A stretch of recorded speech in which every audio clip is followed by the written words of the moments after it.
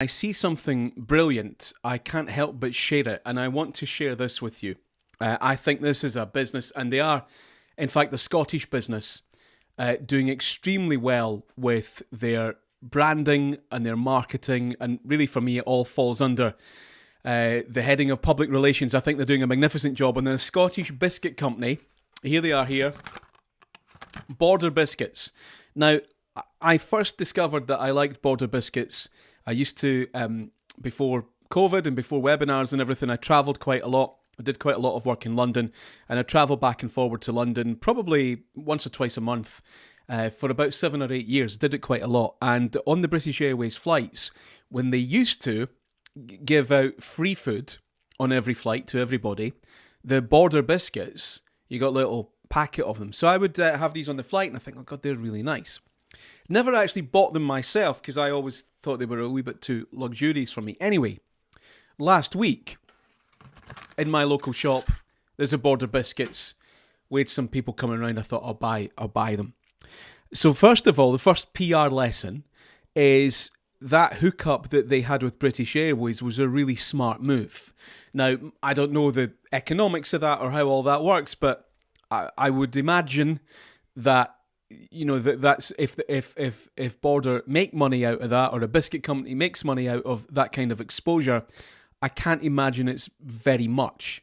I'd imagine that because that's so lucrative, the margin at best is quite tight. In this particular situation, I don't know. In any event, if you can do it, if you can do that kind of partnership where you're basically forcing your products and services onto new people where they probably don't expect it, then that's a really smart move, because you're acquiring some new customers and then they'll buy direct from you the next time.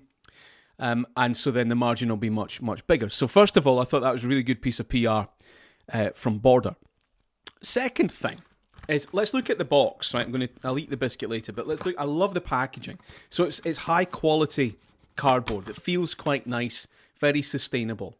But look at there's some interesting things here. So first of all, Great Taste Award from 2018. There's still, 3 years later, they're still talking about that, which is fine. I personally am not a huge fan of continuing to mention historical awards, but it's only 3 years ago. Fair enough, okay? If we look at the side here, some of the messaging on this. So it says, deliciously light biscuit with a zesty lemon flavoured drizzle. Right? Nice use of wording there. But this is on the side of it, the small print here. Store in a cool, dry place away from direct sunlight. Once opened, best kept in an airtight container. Your own secret hiding place is optional. So what they're saying is, this is a secret little treat. We know you're being a little bit naughty. You don't want other people nicking your biscuits. And it's quite conspiratorial, isn't it? Like they're kind of in that little secret world with me. Then on the other side, it says, we'd love to hear from you. Contact our biscuiteers. And it gives out the email address, and there's no phone number. It's an email address or a mailing address. I think that's quite smart, because if you give a phone number, quite often it's so easy, isn't it, for people to wind you up, muck you about. And it means, of course, that phone rings, it needs to be dealt with immediately, so that needs to be resourced. So what they're doing is, if you do want to get in touch with them, you do it. It's easy, send an email or write to them if you've got a serious complaint or whatever. But if you're just looking to make mischief, then you can't just grab your phone and, and phone them straight away and wind them up, make them look silly. And of course, they can respond to the email whenever they like. So I think that's quite smart too. But the use of biscuiteers. So they call their staff, or the people that make these biscuits, biscuiteers. And again, that makes me think of a fun, friendly, small company. I imagine, I've got a picture in my head now of the factory and these biscuiteers who'll be well looked after. They're experts. They take great pride in their craft. So I start to think now about, what kind of organisation is this? Already like the product. Now I know they're a Scottish company. I guess that's why they're called Border. They call their staff biscuiteers. I'm starting to think like this is like Willy Wonka's chocolate factory, right? This is a fun business, a good business. They're quite down to earth. They're nice to each other. It's quite a nice environment. So these are all really important parts of PR, the packaging and the wording around it. And what we're looking for, obviously, is this has now set my expectation about the kind of business this is.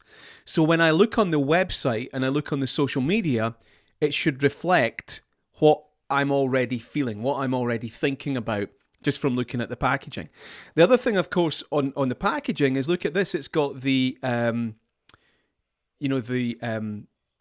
nutrition information, the guidance. My goodness, 3 reds. So this is best enjoyed as an occasional treat. This probably isn't something I should be eating a lot of. Of course, they don't want me dwelling on that, I'm guessing. So the other messaging on here perhaps softens that a little bit, which I think is important. And I think it's quite interesting that, again, the nutritional information on here, which, each biscuit is 4% of your daily calories, 83 calories. But right beside that, they've got the Great Taste Award. So I think that's probably been done. It's quite clever the way they've done that. Just reminding you, not that good for you, Colin, but tastes great. Then they've got some fun stuff on there as well. I thought it was interesting that they've said, we'd love to hear from you, and they haven't put on, there's no mention on the packaging here of social media. Just a link to their website and that email address. And then if I look on the back, things that they've written about themselves, beautifully crafted biscuits, one of life's little pleasures, our greatest passion. We believe biscuits should be nothing short of exceptional, and we're proud to make ours just that. I won't read it out word for word, but they've got the signature of the founder on there. So then when I visit the website, and what I'm looking for is that this should all join up. So I visit the Border Biscuits website, and very prominently, even the font that they've used, I won't show you the website because it's not fair, but even the font that they've used is down to earth, family friendly, makes me think of a nice small business that cares. And they've got this Our Story section here, which is so well written. It's brilliantly written, with pictures as well from throughout the history of the business.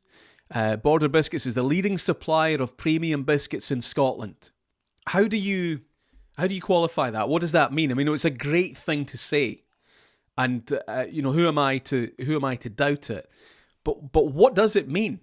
Could it be challenged?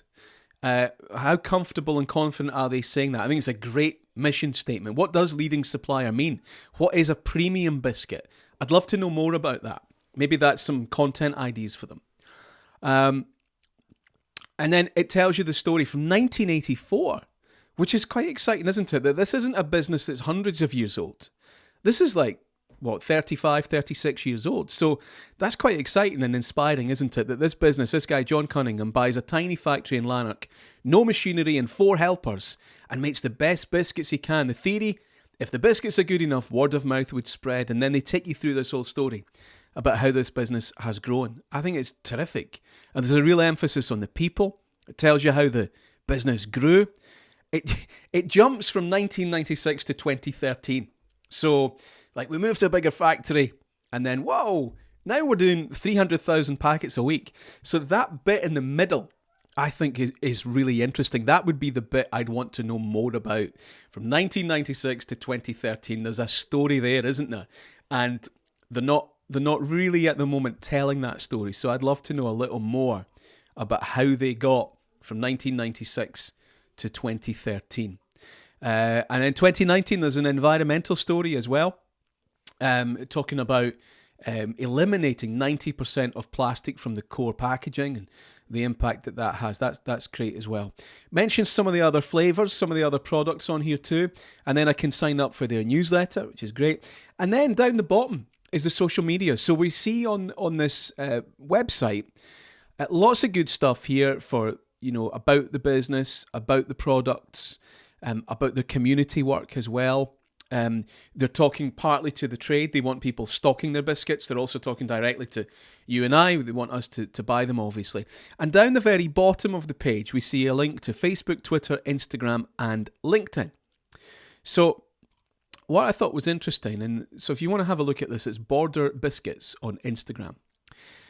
beautiful images, beautiful photography. It's a really nicely curated Instagram feed. But they hardly ever share a picture of a human being. There's no people here. So I come here expecting to see the biscuiteers, and there aren't any. What there are great images, and it's all sales. Sometimes quite soft selling, but it's all sales. This is a great day for our biscuits. Our biscuits are beautiful. We hope you're having a good day. Have a biscuit. There's nothing really about how they're made. There's nothing about the people. This is really lacking. And after sort of putting the biscuiteers at the centre of the packaging, and then the website talks quite a lot about our people, there's none of that here on the Instagram feed, which I think is a missed opportunity. Very occasionally, I'm now back in February, they mention a celebrity that likes them. They've mentioned somebody writing a letter to Santa looking for some biscuits for Christmas. There's one they did with Eilish McColgan, the athlete. And it was quite interesting. They did a piece with her to coincide with the launch of our dark chocolate ginger. We set Eilish McColgan the challenge of looking at her own evolution. So she's sitting there with a picture of biscuits in front of her, but what she's done is that she's going through her training diaries, and it's look how far you've come in 10 years. And then they say, making changes as an athlete can be scary, but it's from being bold and making those changes that something better can develop, right? So there's something of their values. This is 76 weeks ago. This is February 2020. We've got an elite athlete talking about their evolution, and that's never mentioned again. And this is what I often would say to clients, is you need key themes. And for me, that is a wonderful key theme. Helping people get better, right? In business, in sport, in their personal lives, with the environment, all of that. What a wonderful story. And while they're doing that, occasionally they'll have one of our biscuits. So I think that's a wonderful story to tell, and they should do more of that. And that would get more people on there. It would get more real stories that aren't about biscuits. It's about people, it's about achievement, it's about sport or music or whatever. I think that would be a wonderful thing to do. And obviously, Eilish McColgan's Scottish too, so that's really nice, very much on brand and on focus for them. I would love it if they would do more of that. And I see quite often when I look at businesses is they get these wee little sporadic little bursts, but it doesn't follow through. So, if that strikes a chord with you, I think that would be a great thing to do, because it's positioning your brand with a certain type of person. She's fit and healthy, she's successful. It's exactly where we would want to be, and it would just give it that real nice human touch. So an excellent Instagram, and certainly some good improvements that could be made onto that as well. Just have a look at some of their other social channels. Let's have a look at Twitter. So Twitter quite often is used as a customer service channel, and straight away I think they do a really nice job in managing that expectation, because in the Twitter biography they say, look, this account is monitored Monday to Friday 9 to 5. I think fair enough, that's all right. And if we look at what they're saying on Twitter, it's a lot of brands, they do this, they try and start conversations. Which of our biscuits are you enjoying today? Why would anybody respond to that? What does that even mean? Why would I want to engage with that? I know what they're trying to do, and it's by no means just them. Loads of businesses do this. We try and start a conversation, but that's not going to happen. Why would I tell you? And even if I did, what would it mean? You have to stir it up a little bit. You've got to go further than that. If you're going to say that, you need to make sure that it succeeds. And some businesses go down the road of like a competition, show me a picture of you enjoying your biscuit in the sun and we'll pick the best one and that wins the prize. That's better than just saying, tell us your favourite. Which one disappears first in your house? That's nothing. Take that to the next level. That's where that has to go. You have to take that to the next level. That's a story arc. It needs a beginning, a middle and an end. And if you're going to do that, you need to have lined up celebrities or your staff or your happy customers or the businesses around you in your area, you have to get them on board with this so that when I look at that thread, there's something there, and then you need to come back and engage with these people. You know, there's one here that's got good engagement. They've shared some pictures of the biscuits.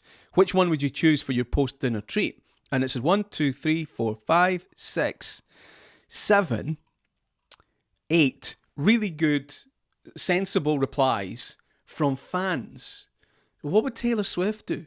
You know, she would get involved with these people. She would at least like it. She might retweet it. She'd chat to these people. These are people sitting, talking to a biscuit company. We'll talk back to them. And that would take things on to the next level. This is a business that's doing really well. Their feed is beautiful. They never get anything wrong. There's never a misstep. There's not a single bit of negativity on here. It's a cracking business with cracking products. Great, really, really well done. But it would be not that difficult to take this to the next level, and also to recognize that there's a world outside their organization. So they mention, they mentioned Eilish McColgan 76 weeks ago, but they haven't mentioned the European Football Championships. They haven't mentioned the Olympics. They don't retweet anybody else. It's like they're just in their own world. And my guess is, and it is only a guess, that this is being done by an agency that are doing it really well. Because if it was being done in-house, I think you'd have much more character from the people involved. Where are the biscuiteers? Right? So I'm always looking for a disconnection between what you give me when I consume the product and then what you give me when I go and look on social media and on your digital platforms. And the disconnection is that when I buy the biscuit, you talk to me about the biscuiteers, right? Contact our biscuiteers. I come to social media, it's never mentioned. I don't know them, I don't see them. You know, there's definitely a gap there. And I think if they could bridge that gap, they'd take things to the next level. They could be phenomenal on social media. They're absolutely delicious biscuits. Lemon drizzle melts, my particular favourite. And they do the customer service really well too. Somebody bought a biscuit, only had one biscuit in it. So they've dealt with that. I think they do really well. But there's lots of lessons in there for lots of organisations. And I think the packaging is so important. It's such a part of PR. If you're working in a PR team and you're selling physical products, you need input into the packaging. Don't let it go out without you being absolutely aware of the design and the wording and all that other material, and really make the most of it, because it's a tremendous asset for their brand. So they are Border Biscuits, absolutely delicious. Go and follow them on social media. See if you can get some chat from any of the biscuiteers. And thank you very much for watching. Remember, our next social media masterclass, 27th of August, with Gary Ennis and myself. You can get your tickets from embracethespace.co.uk. Lots of case studies, lots of businesses to learn from, lots of inspiration. August 27th, Embrace